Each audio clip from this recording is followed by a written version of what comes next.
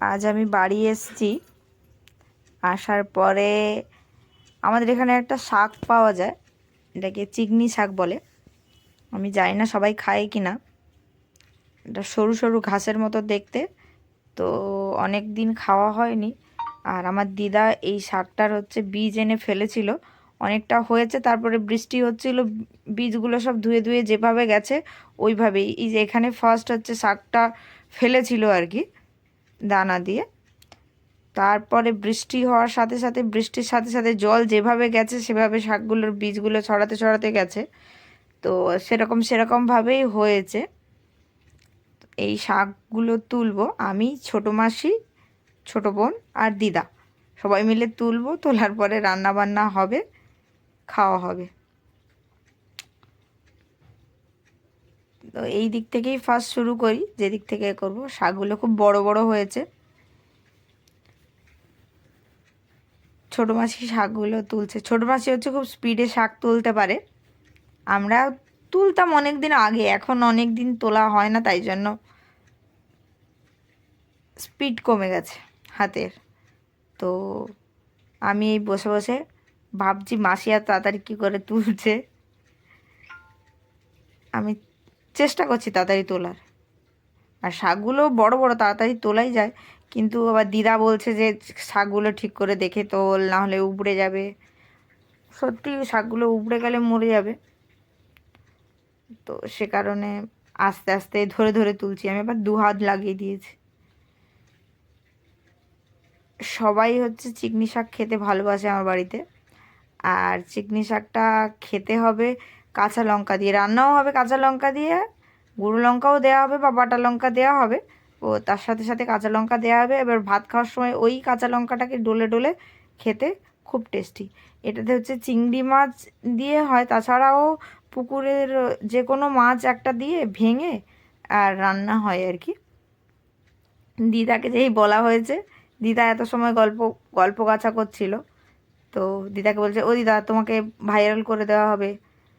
দিদার সাথে সাথে ঠিক করে বসে আছে, ক্যামেরার মধ্যে আসছে বলে। অনেক দিন পরে গেছি, সবাই মিলে খুব গল্প হচ্ছে, গল্প করতে করতে শাকটা তুলছি। ছোটো মাসি কিছু সময় বড় মাসির সাথে ফোনে কথা বলে নিল।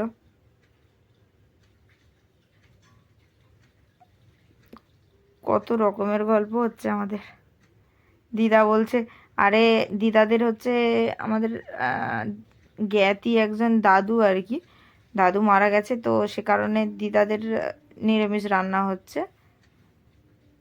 দিদা বলছে, এই তোরা সবাই খেয়ে নিচ্ছিস, আমার একটু দিবি? আমি বলি, আমার জন্য নিরামিষ রান্না কর। আমি বলি, ওভাবে হয় না, নিরামিষ দিয়ে রান্না করলে এই শাকটা অ্যাকচুয়ালি খুব তেতো, একটু তেতো টাইপের। খুব তেতোটা মাছ না দিলে লাগে, বা শাক বেশি হয়ে গেলে লাগে, বাট মাছ না দিয়ে খেলে খুব একটা ভালো লাগে না।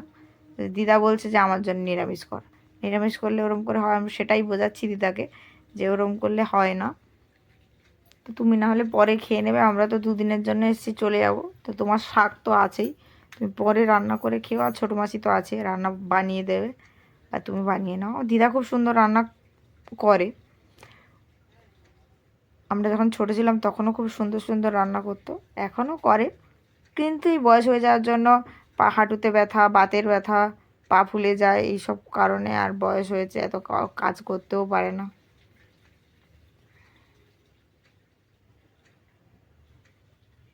মন খারাপ আমার দিদার। সবাই 1 দিন 2 দিন করে আসি, তারপরে চলে যাই। দিদা মন খারাপ করে বসে আছে।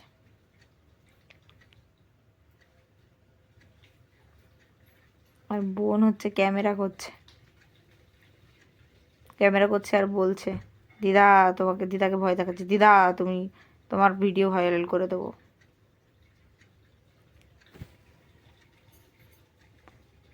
এবারে এই সামনের দিকে যেখানে শাকটা ফেলা হয়েছিল মেনলি, সেখানে তুলছি, তোলা হয়ে আসছে, 1 গাদা শাক হয়েছে।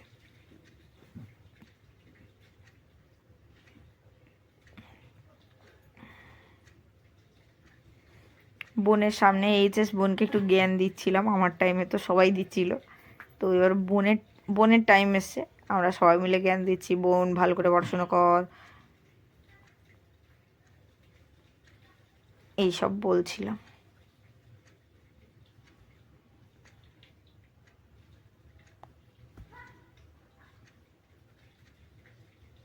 শাকটা প্রায় তোলা হয়ে এসছে, অনেকটাই তোলা হয়ে গেছে। এর থেকে বেশি নিলে আবার তেতো হয়ে যাবে, তো সে কারণে সবাই বলছে যে ঠিক আছে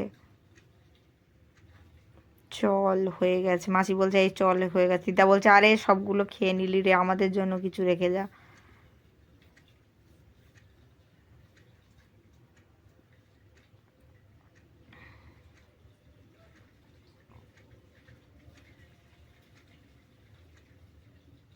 আমি হচ্ছে শাক, দূরের শাকগুলো বেশ বড় বড় হয়ে আছে বলে হাত থাবা দিয়ে ও সামনের দিকে যতটা যাওয়া যায় এগিয়ে গিয়ে তুলছিলাম। আর কি মশা কামড়াচ্ছে, এখন খুব মশা হয়েছে।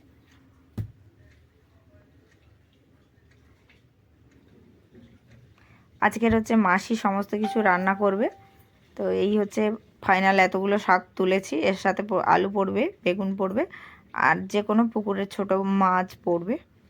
মাছটা অ্যাকচুয়ালি ভেঙে দিয়ে রান্না হবে। শাক তোলা প্রায় হয়ে গেছে। ওইদিকে কয়েকটা হয়েছিল, আমি তুলছি, দিদা আমাকে বলছে আরে এই কটা হয়ে আছে ওগুলো ছাড় রে ছাড় রে। এবার শাক নিয়ে দুলে দুলে যাচ্ছি। শাক তো আমাকে বাছতে হবে না, কারণ দিদা ভাই দুজন আছে, বেছে দেবে। এইখানে একটা গাছ হয়েছে, এটাকে আমরা তো কোকসিমা গাছ বলি, কে কি বলে আমি জানি না।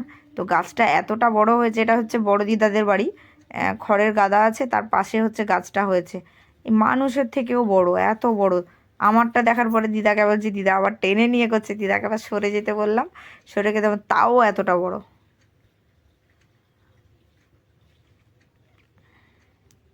যেখানে শাক তুলছিলাম সেটা হচ্ছে দিদার বাড়ি। আমার বাড়িতে যাচ্ছি, আমার বাড়িতেই সবাই খাওয়া দাওয়া হবে, আজকে আমি এসেছি তাই জন্য।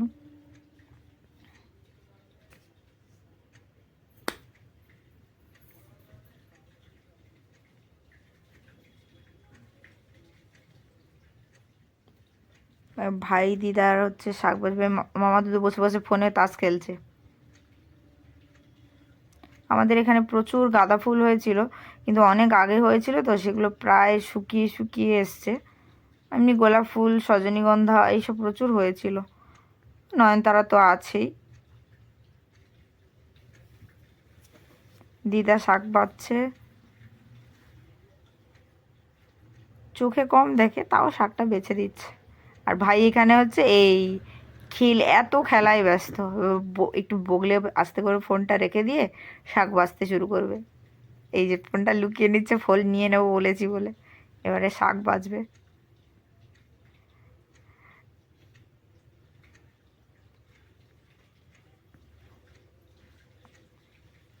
এবার দুজনে গল্প করছে আরে করছে।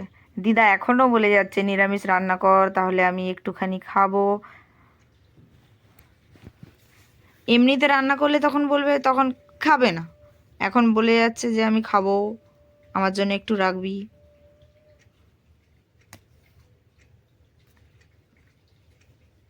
তো এই ছিল আজকের আমার হচ্ছে ব্লগ।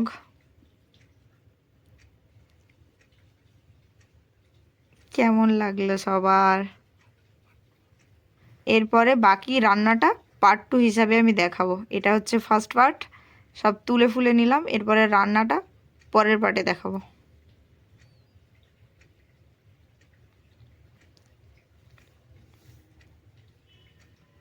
দিদা হচ্ছে কিছুটা করে শাক দিচ্ছে, ভাই আবার টেনে নিচ্ছে বলে দুজনের মধ্যে ঝামেলা লেগে যায়। এই তুমি ঝুড়ি থেকে নিয়ে বাঁচতে পারছো না। শাকগুলো কি তাজা, অনেক দিন খাওয়া হয় না এই শাকগুলো। আর বাজারে যেগুলো পাওয়া যায় সেগুলো হচ্ছে সার ফার দিয়ে খুব, আর সার ফার দিয়ে বানালে খুব লম্বা লম্বা হয়ে যায়, রান্না করলে সব নেতিয়ে যায়।